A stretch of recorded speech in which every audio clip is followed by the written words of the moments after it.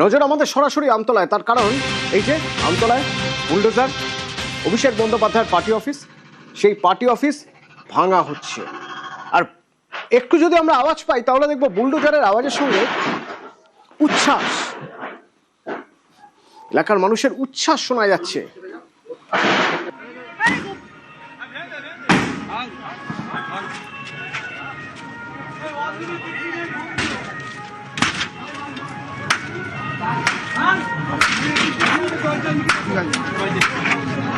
হাতুড়ির ঘা পড়ছে আর উপাস থেকে আওয়াজ পাওয়া যাচ্ছে ভাং ভাং।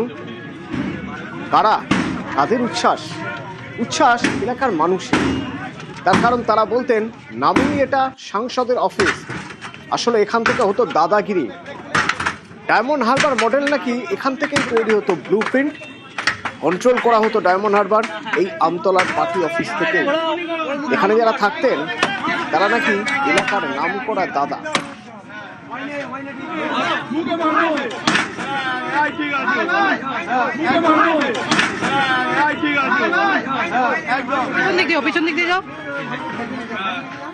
সরাসরি আমার সঙ্গে অর্পণ রয়েছে এখান থেকে। অর্পণ, এলাকার মানুষের মধ্যে একটা উচ্ছ্বাস, তারা খুশি।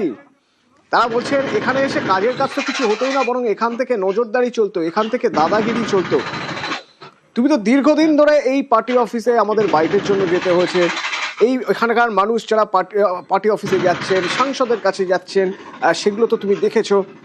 তোমার কি মনে হয় এই অফিস, যে অফিস বেআইনিভাবে নির্মাণ বলে এই অফিস বুলডোজার দিয়ে ভাঙা হচ্ছে, কেমন ছিল এই অফিস?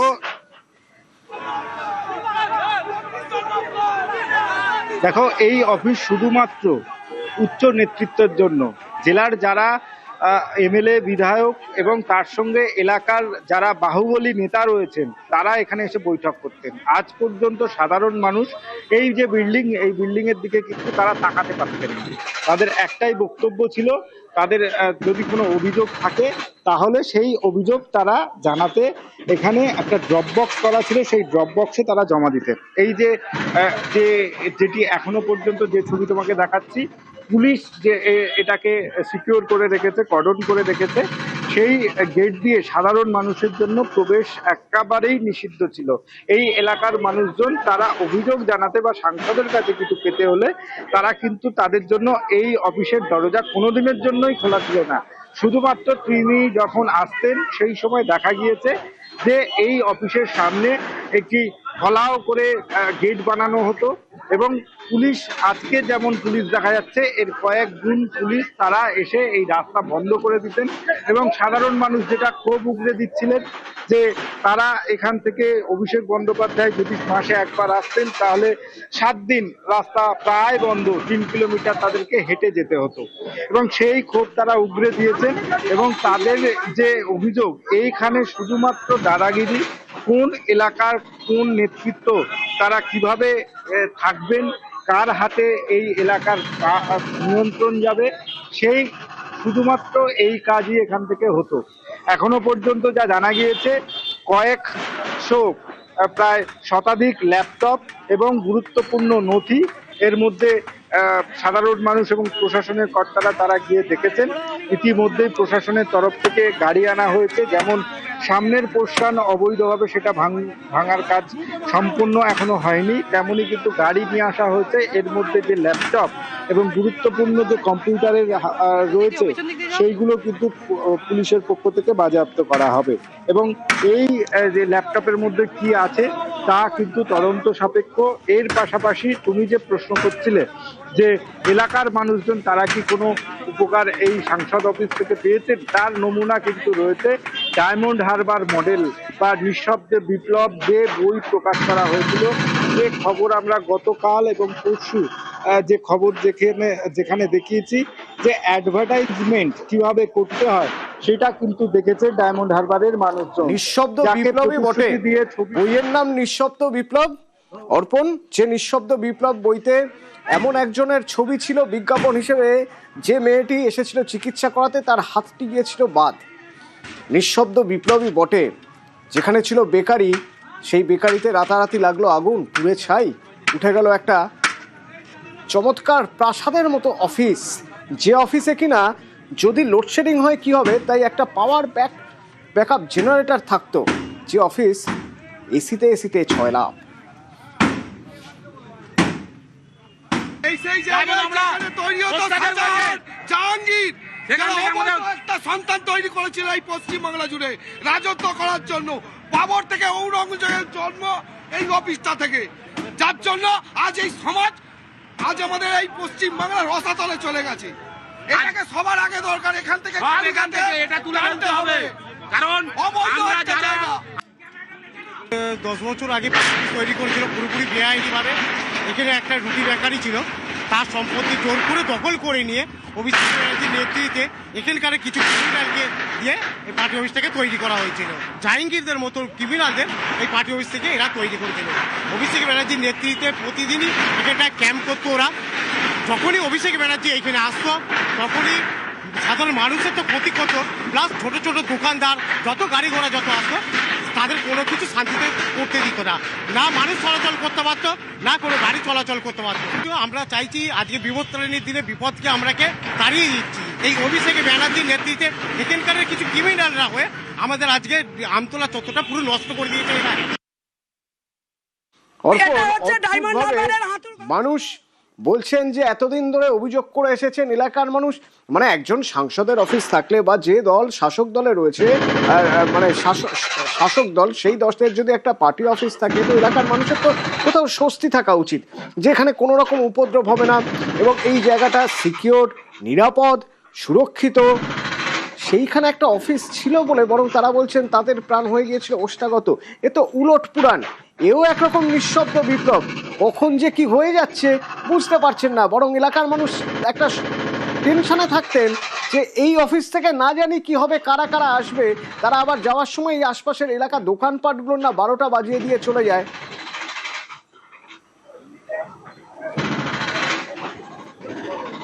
একদমই, দেখো এলাকার মানুষজন তারা ভয়ে থাকতেন, তার একটাই কারণ যে এলে প্রথমত 4 ঘন্টা আগে এই রাস্তা বন্ধ হয়ে যাবে এবং আশেপাশের যে অলিগলিগুলো রয়েছে সেগুলোই সারাদিনের জন্যই পুলিশ এবং নিরাপত্তার কারণে সেটা বন্ধ করে দেওয়া হবে এবং এই যে গুরুত্বপূর্ণ রাস্তা, সেই রাস্তা বন্ধ হয়ে যাবে কতক্ষণের জন্য তারা তা বলতে পারতেন না এবং তারা কোনো রকম অভিযোগ বা কোনো রকম তাদের যে অসুবিধার কথা তারা জানাতে পারতেন না, কারণ সাংসদ অভিষেক বন্দ্যোপাধ্যায় তিনি আসছেন এবং তার কারণেই কিন্তু রাস্তা বন্ধ। তুমি জানবে যে রাজ্যে পরিবর্তনের আগে পর্যন্ত কথা বলার মতো কারোর সাহস ছিল না। এই যে অফিস যা আজকে ধ্বংসস্তূপে পরিণত হয়েছে, সেই অফিসের দিকে চোখ তুলে তাকানোর মতো সাহস পুলিশ কর্তা থেকে শুরু করে বিভিন্ন আমলা এবং সাধারণ মানুষ তো বটেই, তারা তো নয়। কারণ একটাই, এখান থেকেই ভাগ্য নির্ধারণ হতো নেতাদের, ভাগ্য নির্ধারণ হতো এলাকার ব্যবসায়ীদের, ভাগ্য নির্ধারণ হতো এলাকার সাধারণ মানুষের, যে সে পাড়াতে থাকবে কিনা বা সে বিরোধী দল করছে কিনা বা সে এলাকায় কোনো বিরোধী দলে সাপোর্ট করছে কিনা। যদি করে এখান থেকেই তাদের ব্যবস্থা গ্রহণ করা হবে, এমনটাই জানা যাচ্ছে এবং এমনটাই তথ্য উঠে আসছে। এখনো পর্যন্ত পুলিশের তরফ থেকে বা এলাকার মানুষ তারা যেটা অভিযোগ করছেন যে এই অফিসে যারা বাহুবলী নেতা, যারা জনগণের নেতা, তারা তো আসতে পারতেন না, কিন্তু বাহুবলী নেতা তারা আসতেন, তারা এসে দীর্ঘ এলাকার মানুষ সে কথাই বলছেন অর্পণ।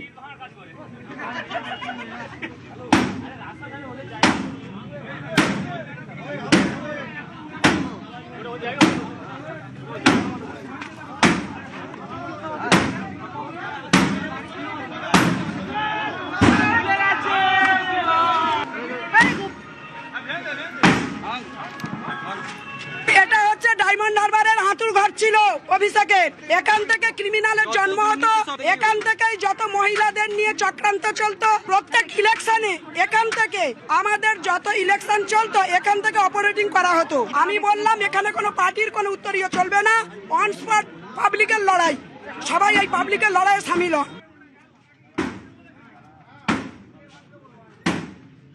বিজেপি নেতা অভিজিৎ দাস ববি বলছেন এই অভিযোগ আগে করেছিলেন কিন্তু কেউ কোনোদিন কর্ণপাত করেনি। এলাকার মানুষ এবার বুঝতে পারছেন যে এই অফিসটা ভাঙাটা কতটা জরুরি ছিল, পুরোটাই তো বেআইনি, সবটাই বেআইনি। আর কি কি বলছেন অভিজিৎ দাস ববি, শুনুন। এটা এমপি অফিস, মানে অবৈধ এমপি অফিস, অবৈধ এমপির অবৈধ এমপি অফিস, যে মানুষের গণতান্ত্রিক অধিকারকে প্রয়োগ করতে দেয়নি। ও এখানটায় রাতারাতি একটা বেকারিকে পুড়িয়ে 4 তলা অবৈধ বিল্ডিংটা করে, যার কোনো পারমিশন ছিল না, এবং ওই জমিটা কেনা হয় লিভস অ্যান্ড মাউন্টসের নামে, যেটা হাইকোর্টের থেকে সিজ করা আছে ওই জমিটা। সেই জমিটাকে ইডি সিজ করে গেছে, সেইটাকে আজকে প্রশাসনের পক্ষ থেকে ভেঙে দেওয়া হচ্ছে। ততদিনে আমাদের যে দাবিটা ছিল যে এই অবৈধ বিল্ডিংটাকে সেল্টার করে অভিষেক ব্যানার্জি যেভাবে ক্রিমিনাল রাজ শুরু করেছিল এবং এখানে পুলিশ প্রহরায় যেভাবে ক্রিমিনাল থাকতো, সেই ক্রিমিনাল রাজের আজকে প্রথম ধাপটাকে ভাঙা হলো এবং একদম সর্বশেষে ভাইপোকে গারদে পোড়ানো হবে। এটাই ডায়মন্ডবাসীর ইচ্ছা। 2018 সালে পঞ্চায়েত ভোটের সময় আমাদের বাড়ির সামনে গিয়ে প্রচুর দুষ্কৃতী নিয়ে গিয়ে বম্বিং করে এসছে, ওনার নেতৃত্বে হয়েছে। তো শুধু জানতাম যে না, এখান থেকে এমন কিছু হয় যার জন্য মানুষ ভয় পেয়ে যায়। এই অফিস কি লিপস অ্যান্ড বাউন্সের? আসলে কোথাও যেন এই লিপস অ্যান্ড বাউন্স আর তৃণমূল কোথাও মিলেমিশে একাকার হয়ে যাচ্ছে। কিভাবে হচ্ছে এরকম? আমার সঙ্গে নিউজ রুম থেকে কমলিকা রয়েছে সরাসরি, বলতে পারবে কমলিকা? দেখো, এই নোটিশটা যদি দেখা যায় তাহলে এই নোটিশটা কার নামে আছে? এই নোটিশটা আছে লিপস অ্যান্ড বাউন্সের নামে এবং অমিত ব্যানার্জির নামে। অমিত ব্যানার্জি কে? অমিত ব্যানার্জি হচ্ছে অভিষেক ব্যানার্জির বাবা, এবং এই লিপস অ্যান্ড বাউন্সের নামে এই নোটিশ আসে। এবং যেটা আমরা স্থানীয় সূত্র থেকে জানতে পাচ্ছি যে একাধিকবার এই নোটিশ এখানে আসে, এবং তারপরে আইন অনুযায়ী এই যে আজকে যে বুলডোজার অ্যাকশন হচ্ছে ওখানে, এই যে ভাঙা হচ্ছে, সেটা আইন মতো ভাঙা হচ্ছে বলেই আমরা সূত্র মারফত জানতে পারি। কিন্তু অতনু, এই যে গোটা অফিসটা, এর মধ্যে একটা সিম্বল আছে, এটা খুব সিম্বলিক। কেন?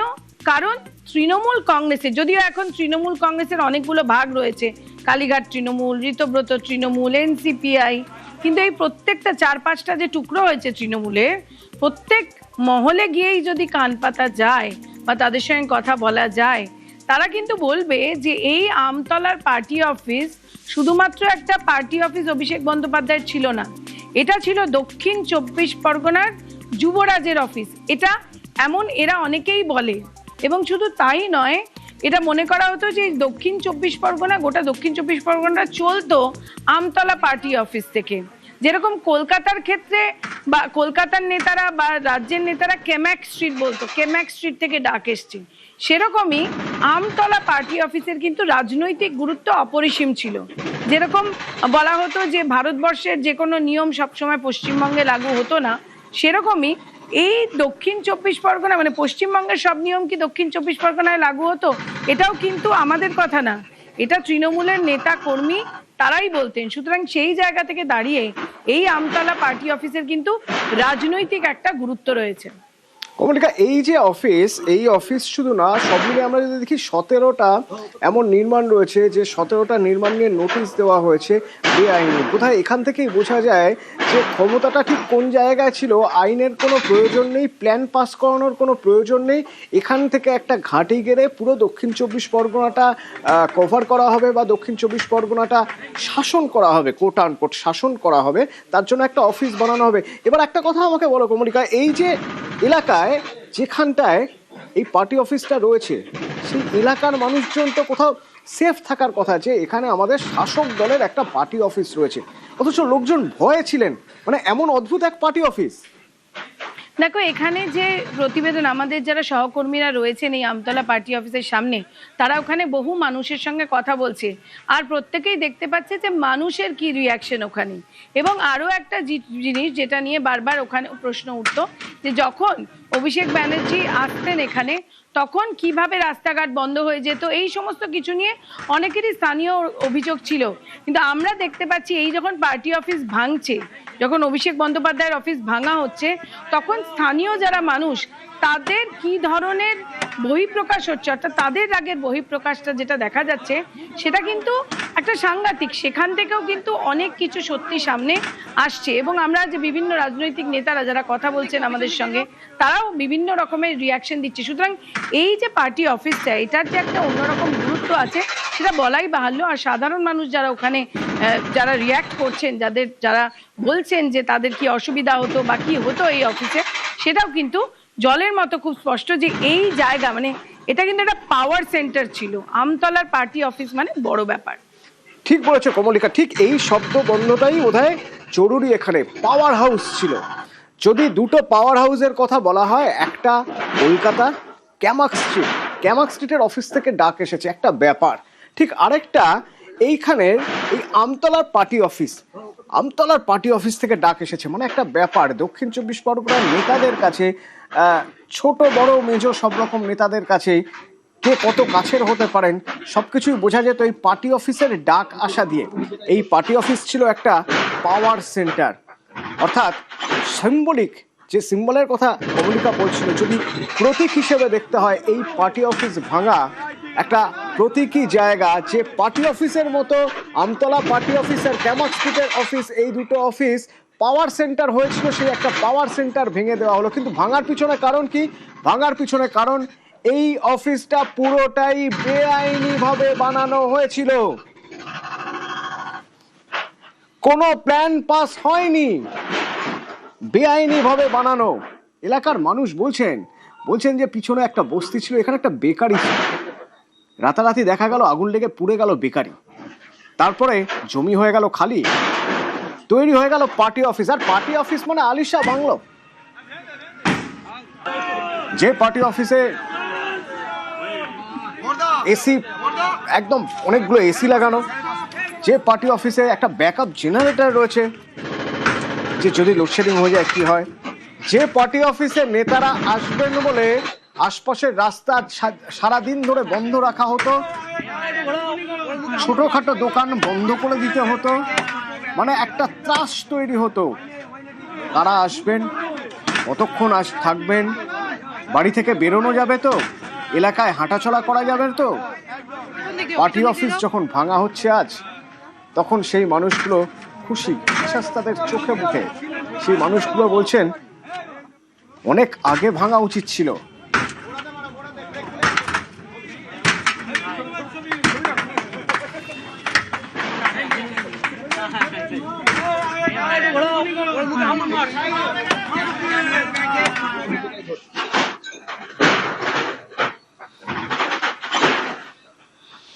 তৃণমূলের পাওয়ার স্টেশনের প্রতীক,